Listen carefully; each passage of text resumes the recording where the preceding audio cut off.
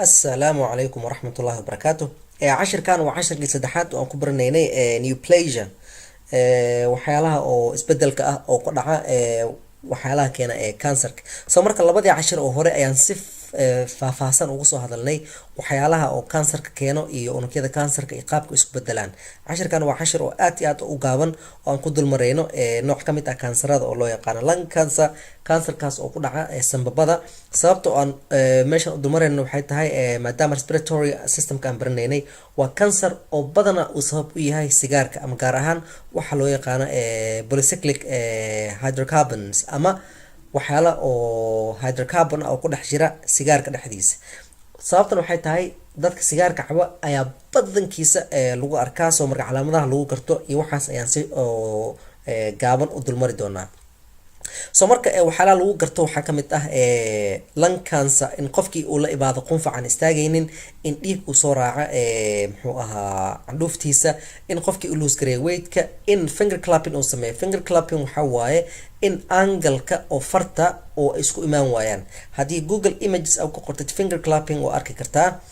qofkii caajis inuu ku dhaco, in dhiig uu soo tago ama candhuuftiisa soo raacdo. 85% oo macnaha oo kansarka oo sanbabka ku dhaca waxaa loo qeybiyaa non small cell lung carcinoma iyo small cell lung carcinoma. 85% oo non small lung carcinoma waxaa keena sigaarka iyo 98% small cell lung carcinoma waxa ugu badan oo keenana wuxuu yahay sigaarka. marka halista oo qofka kansarka oo sanbada ugu dhaci karane waxay proportional isku yihiin qofka inta sigaar uu cabo. the more sigaar oo qofka uu cabo the more halis ugu jiro kansarkan oo lung cancer inuu ku dhaco. haddii macnaha oo 20 sigaar aa cabtid maalintii oo 20 sano aa cabaysay 60% macnaha 60 times ayaad ka badan tahay in lung cancer kugu dhaco qof aan sigaar cabin. sanadkii horena waxaa la sheegaa in 1.21 million adduunka uga dhinteen. qofka diagnosis lagu sameeyo lung cancer-ne aad iyo aad xaaladiis u xuntahay waa less than 10% macnaha 5 year survival rate. that tells you haddii by the time qofka lung cancer oo laga helay waxay u badan tahay in metastasis uu sameeyay oo uu gudbay muxuu ahaa meelaha kale. soo waxaa jiro inta oo sigaarka qof macnaha wadanka inta qof oo sigaar cabto inta oo cancer laga arko. that's why wadamada reer galbeedka ayaa ugu badnaan jiray sigaarka oo cabitaankiisa, laakiin lung cancer aad ay u yaraanayaa western Europe iyo western world. sababtoo ah public health waxaa la sameeyay campaign aad u badan oo aad u yareeyay sigaarka cabitaankiisa, laakiin wadamada kale adduunyada hadda oo ay macnaha beegsanayaan kambaniyaasha oo sigaarka markii hore advancement xoog badan ay waxay ku sameyn jireen wadamada reer galbeedka, laakiin maadaama dowladihii ay kasoo horjeesteen sigaarka hadda waxay u guureen in Africa, India iyo China ay weeraraan kambaniyada sigaarka soo saara oo advancement aad u xoog badan u sameeyaan si oo sigaarkood oo muxuu ahaa loogu gato. marka waa muhiim wadan walba oo kamid ah wadamada masaakiinta ah ee Africa iyo wadamadaas kale oo aan waxba awoodin oo wadamadan kale oo iska celin kara aysan ahayn in dadka waxay gelin weyn loo sameeyo in sigaarka hadiisan iska joojin in lung cancer uu ku dhacayo oo halis ugu jiraan macnaha noloshood iyo cudurro badan lung cancer, COPD iyo waxay la mid ah. soo marka noocyada kansarka oo ku dhaca sanbabka oo ugu badan wuxuu yahay squamous cell carcinoma, adenocarcinoma, large cell undifferentiated carcinoma iyo small cell carcinoma. waa noocyo ka mid ah muxuu ahaa kansarka oo ku dhaca sanbabada. soo marka finger clapping idin sheegayo waa kan waxaa jira calaamada loo yaqaano Shamroth sign. Shamroth maxana hadaa ku qorto internetka Shamroth waxaa arkaysaa labada cijo ama labada far ayaa la isku keenayaa oo la fiirinayo in qofka angle-kan uu lose gareeyay, taasoo kuu sheegaysa in oo jira oo systemic qofkan uu qabo oo noqon karta in jirada oo samabada uu yahay sida bronchiectasis oo kale ama lung cancer oo kuu sheegaysa in systemic oo illness qofkaas ay ku imaatay. marka kansarka ugu badan waxaa ka mid ah marka loo fiiriyo wadamadan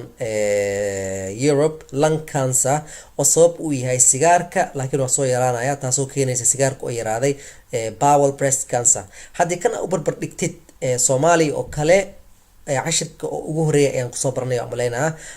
kansarka ugu badan inkastoo data oo ay tahay data yar oo la isku haleyn karin, laakiin at the same time esophageal cancer ayaa aad ugu badan Soomaaliya. esophageal cancer iyo breast cancer ayaa labaad soo galaya. marka curvigaas wuxuu ku jira cashirka oo koowaad. marka saa arkayna marka dadka oo sigaarka caba iyo dadka sigaarka aan cabin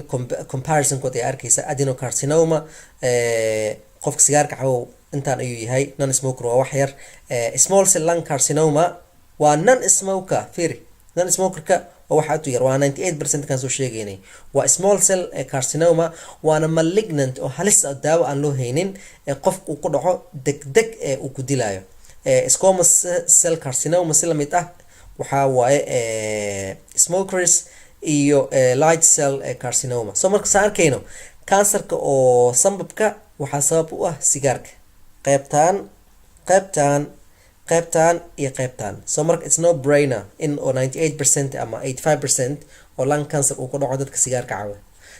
so marka waxaan arkaynaa marka muxuu ahaa meeshan oo sanbabka ah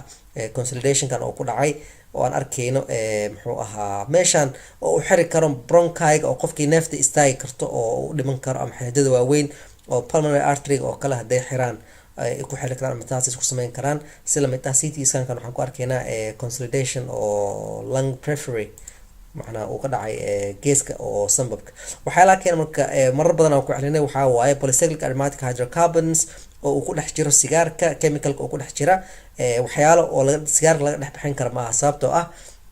tubaakada ama nicotineka dhexdiisa ayuu ku dhex jiraa qofka markii sigaarka uu cabo waxyaalahaas oo muxuu ahaa chemicalka oo plantiga ah ayaa macnaa qofka markuu shido aad iyo aad ayuu u kulul yahay gudaha soo marka meeshaas smoke ka soo baxa ayaa waxaa ka buuxa waxyaalahan oo polycyclic aromatic hydrohydronka kuwaas oo tagaaya marka muxuu ahaa unugyadii markii ay tagaan respiratory epithelium ayaa waxaa isku bedelaysa metaplasiahaas isku bedelaya columnar epithelial cells ayaa waxaa loo bedelaya squamous cell marka waxay keenaysaa in dysplasia ay ku dhacdo oo isku bedelo cancer marka calaamadaha kale marka oo lung cancer lagu arko waxay kamid ah waxaa loo yaqaano Horner syndrome waxa waaye isha in qofkii macnaha oo eyelidka qofkii u dawooli waayo ama drooping ay noqoto taasoo keenaysa in sanbabka invasionka ku dhacay uu gaaray sanbabka meeshan kore oo muxuu ahaa qoorta hoosteeda ah macnaa clavicalka agtiisa ayay compression ku sameyn kartaa nervaha soo aada taasoo keeni karta in oo dhaawac ay gaarsiiso muxuu ahaa eyelidka iyo meesha oo muxuu ahaa macnaha cancer ku dhaca sanbabka ayaa waxaa laga dareemi karaa isha meelaha badanaa u faafan waxaa kamid ah lung cancer lymph nodes pleura oo ah membrane oo ku dul wareegsan sanbabka muxuu ahaa beerka adrenal glands bone and brain waxna meel walba ayuu tagi karaa oo kamid ah jirka kuwan waxaana noocyada loo kala qaybiyo waaye lung cancer non small cell lung carcinoma oo saddexdan nooc u kala baxa iyo small cell lung carcinoma oo ah hal nooc kamid ah waxaan loo yaqaanaa oat cell sababtoo ah wuxuu u ekayaa sida qamadiga oo kale waana saan hore usoo sheegnay mid oo halis ah malignant kan waxaa waaye adenocarcinoma kan waxaa waaye squamous cell lung carcinoma kan waxaa waaye large undifferentiated lung carcinoma kuwan horan ugu soo hadlay waxa dhacaya dysplasia oo ah abnormal growth iyo squamous cell metaplasia in oo columnar cell epitheliumka oo ku dul yaala respiratory epitheliumka lagu bedelo squamous cell waa isbedel uu ku dhaco cashiradii koowaad iyo casharkii labaad ayaan kasoo hadalnay waxa loo yaqaan metaplasia in isbedeladaas iyo sawirada diagram ay ku jiraan waxa uu yahay metaplasia iyo dysplasia cancer marka uu ku dhaca samabada markii zaad uu bato waxaa muxuu ahaa calaamadaha lagu garto waxaa kamid ah waxa loo yaqaan cannonball metastasis muxuu ahaa sanbab macna inuu zaaid oo uu faafo cancerkaas marka wuxuu u badan yahay oo loo yaqaano cannonball metastasiska cancer oo ka yimaada muxuu ahaa meelo kale oo jirka ah sida oo kaliyaha oo kale ama testis macna germline metastasis waxyaala kasoo baxa ayaa marka wuxuu imaanayaa sanbabka xasuusnaa sanbabka dhiig tira badan ayaa yimaada dhiigaas oo kasoo baxa jirka muxuu soo raacaa wadnaha ayuu imaadaa dhiiggii wadnaha kasoo baxay dhan intuu soo aadaa beerka sidoo kale beerka aan dhehe sanbabka wuxuu leeyahay blood supply oo ka yimaada